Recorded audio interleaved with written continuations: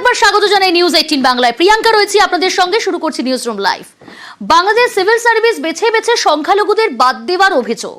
নতুন গেজেটে অনেকেরই নাম বাদের তালিকায় 42% সংখ্যালঘু, আর এ নিয়েই তো জোর বিতর্ক তৈরি হয়েছে।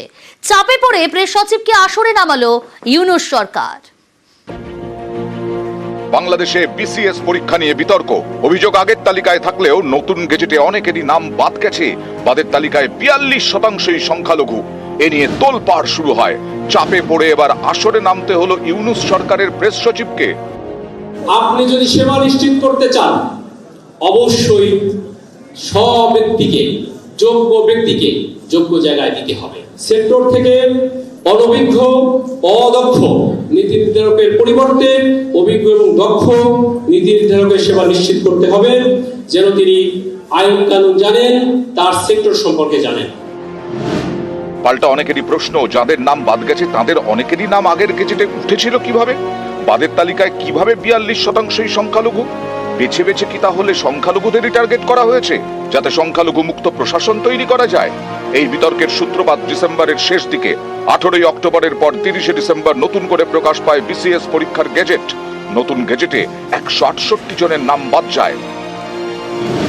অভিযোগ, বিসিএস এর ফলাফলের গেজেট থেকে বাদ পড়া 168 জনের মধ্যে 71 জনই সংখ্যালঘু, অর্থাৎ বাদ পড়ার তালিকায় 42%ই সংখ্যালঘু। এতেই প্রশ্ন ওঠে, তাহলে কি বাংলাদেশে সংখ্যালঘুদের সরকারি চাকরিও করতে দেওয়া হবে না? প্রশাসনকে কি সংখ্যালঘু শূন্য করতে চায় ইউনূস সরকার? একের পর এক বিসিএস চাকরি প্রার্থী সোশ্যাল মিডিয়ায় পোস্ট করতে শুরু করেন। অনেকে বিক্ষোভ পর্যন্ত দেখান। আমি 16 সাল থেকে একটা স্বপ্ন লালন করে, সন্তানের মতো লালন করে এই পর্যন্ত আসছি। আমার এই বিসিএস এর জন্য আমার এত ত্যাগ, আমি এত কিছু পিছাইছি, এত কিছু ক্যান্সেল করছি, কিন্তু আজকে আমার এই কিছু জবটা পেয়েও আমি জয়েন করতে পারতেছি না। চাপে পড়ে শেষমেশ আসরে নামানো হলো প্রেস সচিবকে। আপনি যদি সেবা নিশ্চিত করতে চান, অবশ্যই সব ব্যক্তিকে, যোগ্য ব্যক্তিকে যোগ্য জায়গায় দিতে হবে। ইউনূস জামানায় বারবার প্রশ্নের মুখে বাংলাদেশের সংখ্যালঘুদের নিরাপত্তা এবং মানবাধিকার।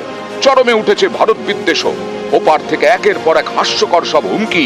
এবার হাস্যকর হুমকি এক ধর্মীয় নেতার। ভারত যদি বাংলাদেশে আধিপত্যবাদ বিস্তার করতে চায়, বাংলাদেশের 18 কোটি জনগণ সেটা রুখে দেবে। ভারত যদি গৌর গোবিন্দের ভূমিকায় নামতে চায়, দেশের 18 কোটি মুসলমান শাহজালালের ভূমিকায় নামবে। বন্ধুত্ব ইজ ওয়েলকাম, দাদাগিরি নয়।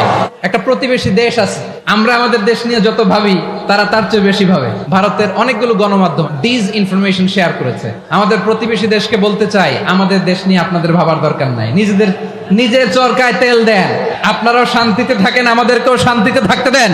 প্রতিবেশী যদি বন্ধু না হয়ে প্রভু হতে চায়, এরকম দানব প্রতিবেশী কেউ চায় না। নিউজ 18 বাংলা। বাংলাদেশে খালেদা সেনাপ্রধান সাক্ষাৎ। খালেদা জিয়ার স্বাস্থ্যের খোঁজ নেন সেনাপ্রধান। চিকিৎসার জন্য সোমবার লন্ডন যাওয়ার সম্ভাবনা খালেদার। খালেদা জিয়া সেনাপ্রধানের মধ্যে 40 মিনিট কথা হয়। বিএনপি চেয়ারপারসনের বাসভবনে সাক্ষাৎ সস্ত্রীক সেনাপ্রধানের, যা যথেষ্ট ইঙ্গিতপূর্ণ।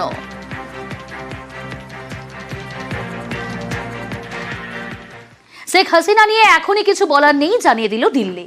শুক্রবার বিদেশ মন্ত্রকের মুখপাত্র রণধীর জয়সওয়াল জানালেন, এক সপ্তাহ আগে বাংলাদেশের তদারকি সরকার শেখ হাসিনা প্রসঙ্গে ভারতের সঙ্গে যোগাযোগ করেছে। আর এই বিষয়ে এর বেশি দিল্লির তরফে এখনই আর কিছু বলা সম্ভব নেই, বলার নেই কিছু। A week back I had confirmed that we had received a communication from the Bangladesh authorities in respect of former PM Sheikh Hasina. Further than that, I have nothing to add at this point in time. অনুপ্রবেশ ইস্যুতে তুঙ্গে চর্চা।